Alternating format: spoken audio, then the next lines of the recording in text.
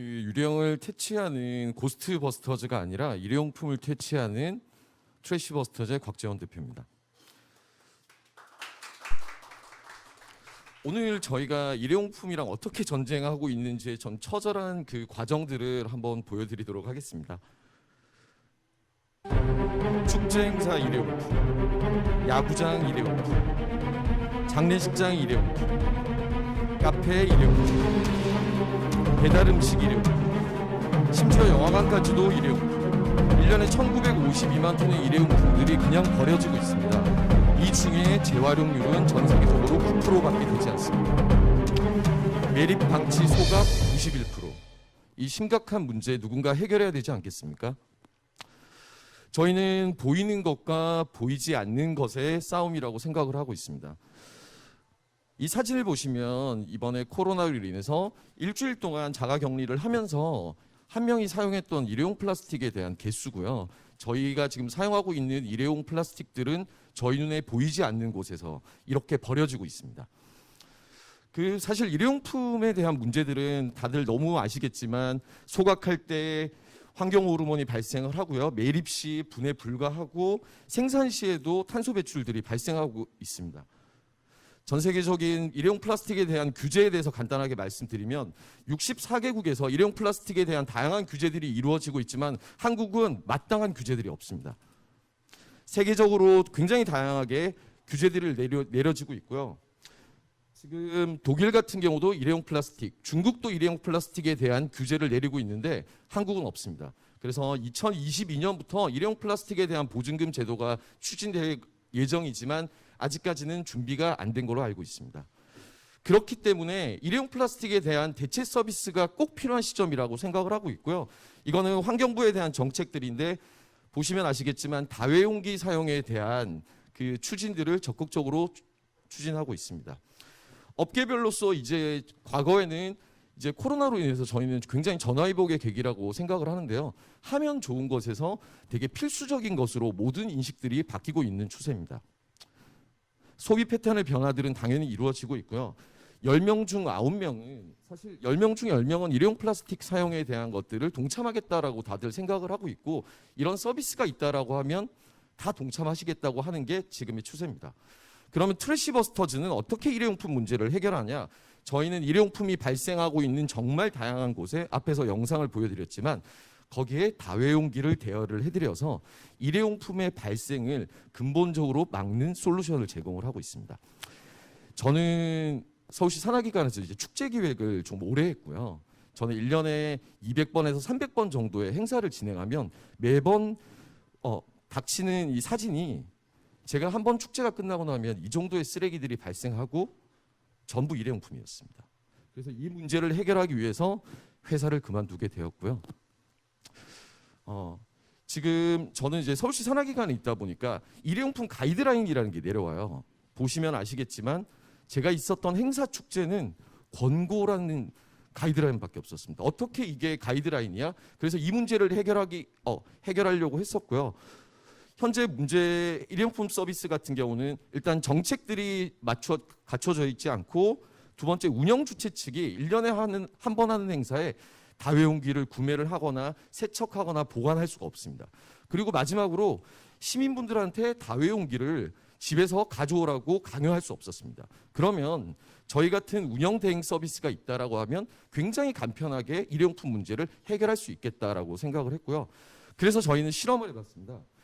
제가 하고 있는 한 3,000명 정도 오는 축제에서 전부 다회용기를 대여를 해드렸습니다. 이게 원래 저희 서비스를 도입하기 전에 쓰레기 양들이고 보통 100리터짜리 쓰레기 봉투가 300개에서 400개 정도가 발생을 했는데 저희 서비스를 사용하고 난 다음에 5개밖에 나오지 않았습니다. 5개는 원래 음식을 하시는 곳에서 원래 원재료로 가지고 있는 그 제품이었기 때문에 사실은 제로를 만들었다고 해도 과언이 아니었던 거죠. 사실 고객들의 반응들은 좀 더 뜨거웠었고 보통 축제가 끝나고 난 다음에는 축제에 대한 피드백이 많은데 어떻게 일회용품 없는 축제가 가능해? 그래서 사실 여기에 굉장히 힘을 얻어서 저희는 본격적으로 사업을 시작하게 되었습니다. 런칭 한 달 만에 전국에는 한 10,000개 정도의 지자체에서 하는 축제가 있는데 한 200건 정도의 예약이 됐고 전부 취소가 됐습니다. 코로나로 인해서. 하지만 축제랑 행사장뿐만 아니라 일회용품이 발생하는 곳은 정말 다양하고요. 축제 행사장 중단됐습니다. 영화관 협의 중입니다. 작년에 저희가 모 영화관 28개관에 팝콘컵이랑 콜라컵을 저희 다회용기로 대체 논의를 최종적으로 됐는데 영화관이 저희보다 더 힘들어서 이제 올해 지금 논의를 하고 있습니다. 연간 한 4억 개의 일회용품들을 줄일 수 있을 거라고 생각을 하고 있고요. 아마 다음 주쯤에 좋은 결과가 나올 것 같습니다. 야구장, 경기장도 저희가 4개 구단과 작년에 계약을 했었는데 역시나 중단됐습니다.